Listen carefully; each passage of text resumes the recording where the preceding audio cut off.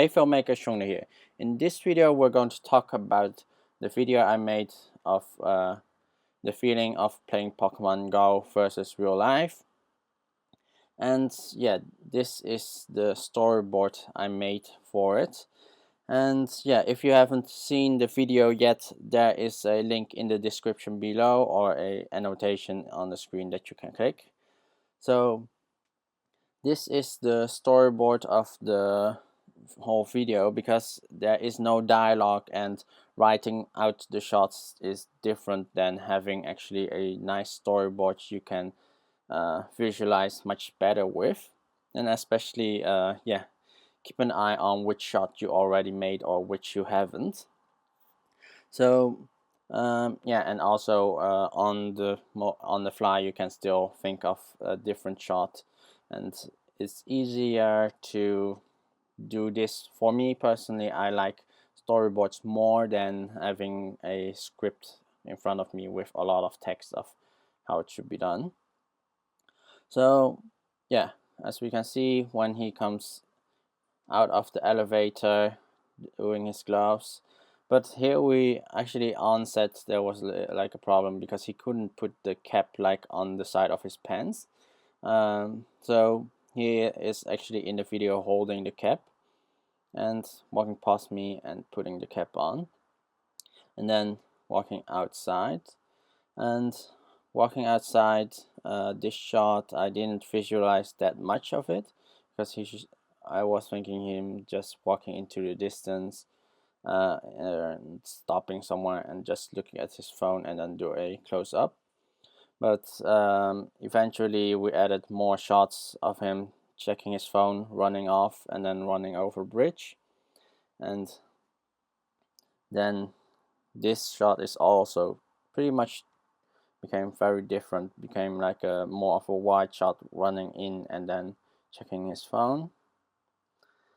This kinda is in there, but instead of such close up it was much of a wider shot to this. And yeah, I wanted to have a more of a side shot of picture, but it was really hard because he kept falling down. He doesn't really stand up on its own that well, so eventually we put a tripod on the side of Pikachu so he could lean on it.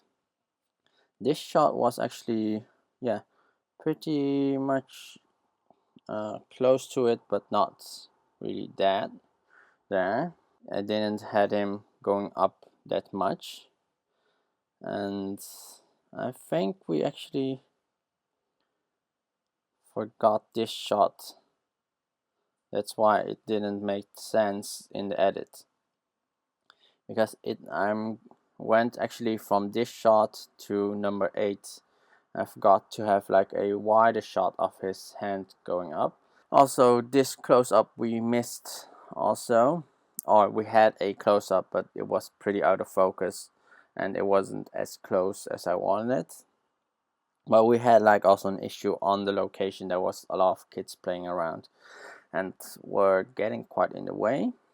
This shot was actually done well, but in the edit I wanted the ball to fly off wrong, and how he moved actually it didn't make sense that the ball was in the shot.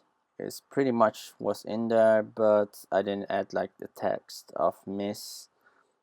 This we did well actually, and me under was actually standing under his phone and then throwing the ball.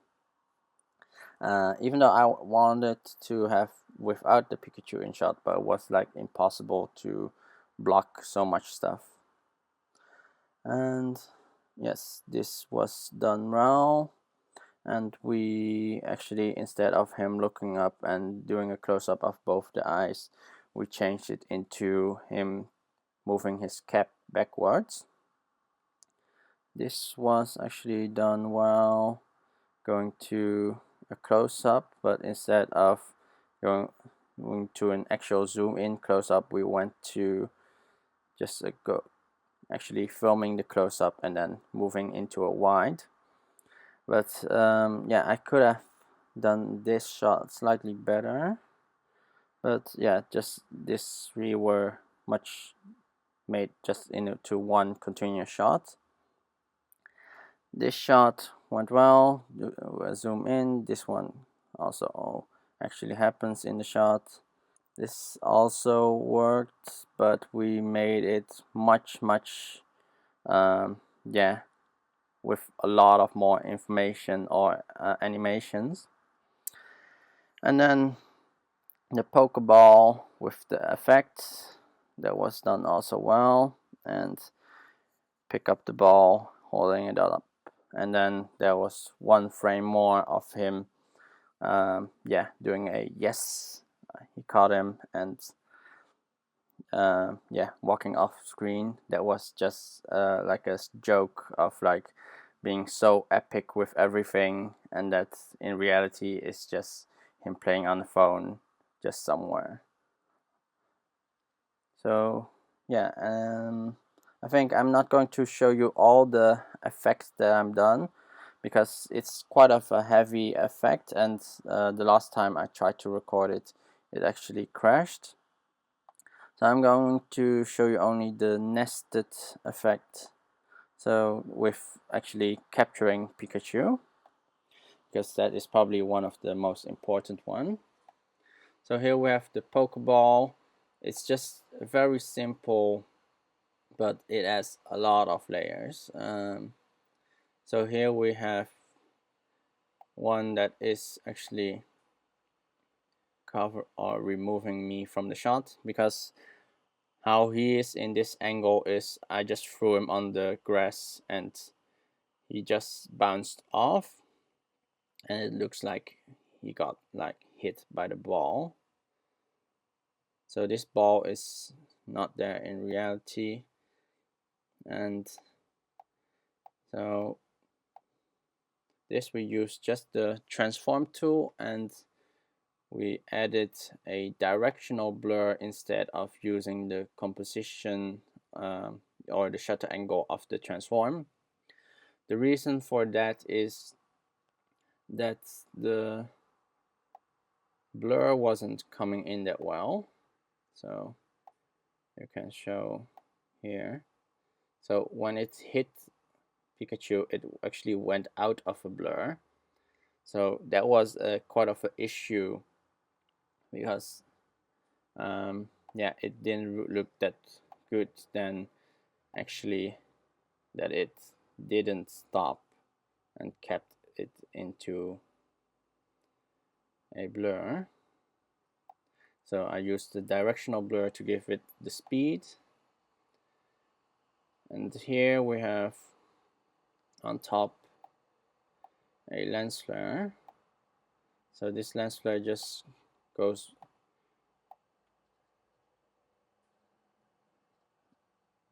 with the lens flare, it just gives it a more of an effect, especially like a flash.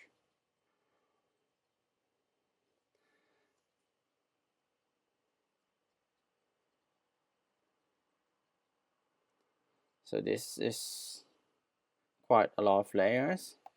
So first things first, without the lens flare on top, this is just a two single images.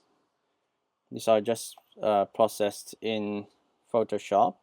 So I just took one of the shots of the ball and actually cut it in Photoshop and moved it open, and we only have like two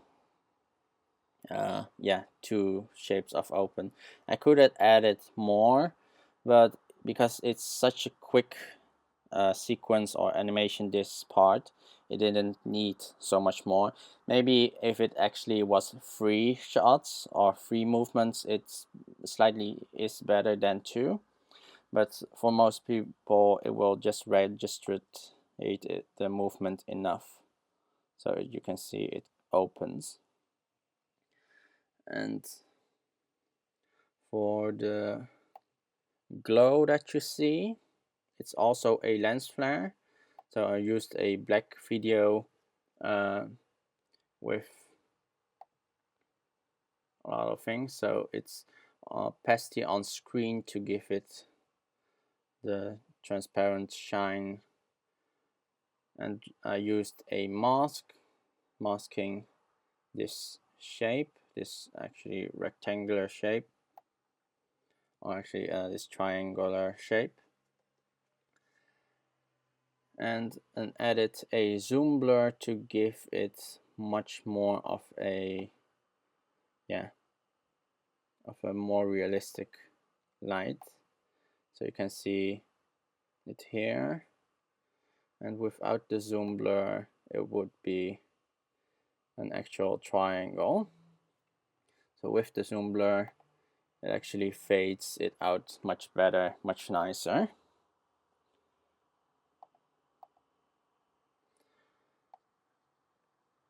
So, and inside Premiere Pro you can animate the mask path, or the path of the mask, so you can actually change the shape frame by frame, or it will actually animate it, so it is only like 2 keyframes and it actually open or becomes bigger on its own. So there's no like really thin one, and then opens, and Pikachu becoming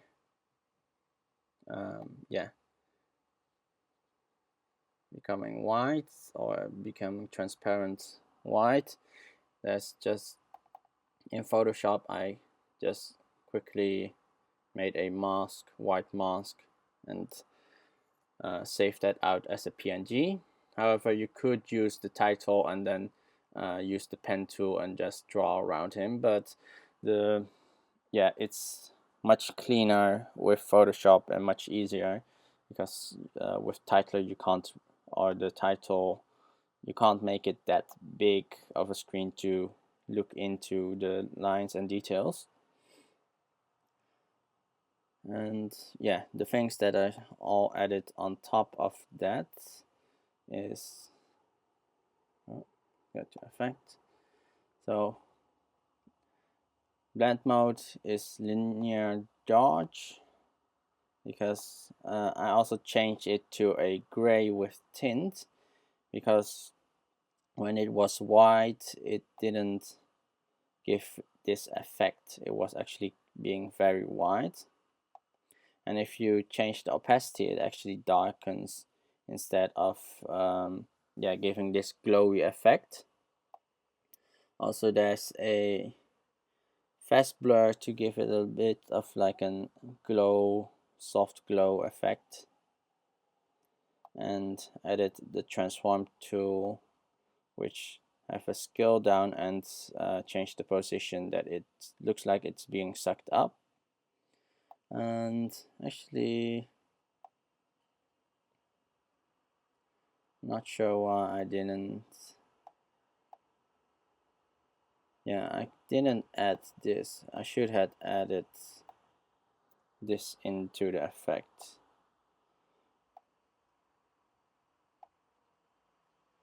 I totally missed it. This now looks way better, but doesn't matter. Giving it extra motion blur with shutter angle when it gets sucked in, and then closes off. And closes off. This halo effect is just a very simple halo image. This is just a circle drawn with a ramp circle, or with a radial ramp, so it gives it a hard edge and then like a soft on the inside, and not even any 3D edits. This is just with the transform. Here we do have the shutter angle, which give it like a moving blur, and pretty much it's just playing with the scale and rotation to put it into this this shape, and using the scale and independent scale of the width and the height to give it the look that it's expanding. And also I used a mask here.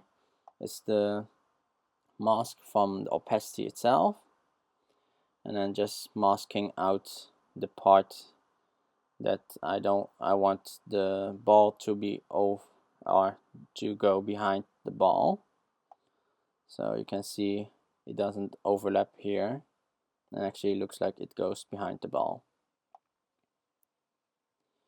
And then just with transform that it goes down. I have a quick pan down with the smooth transition, a simple lens flare layer, just giving that it looks like that light is glowing on the Pokeball. And these stars are all individual layers, so just individually placed and animated.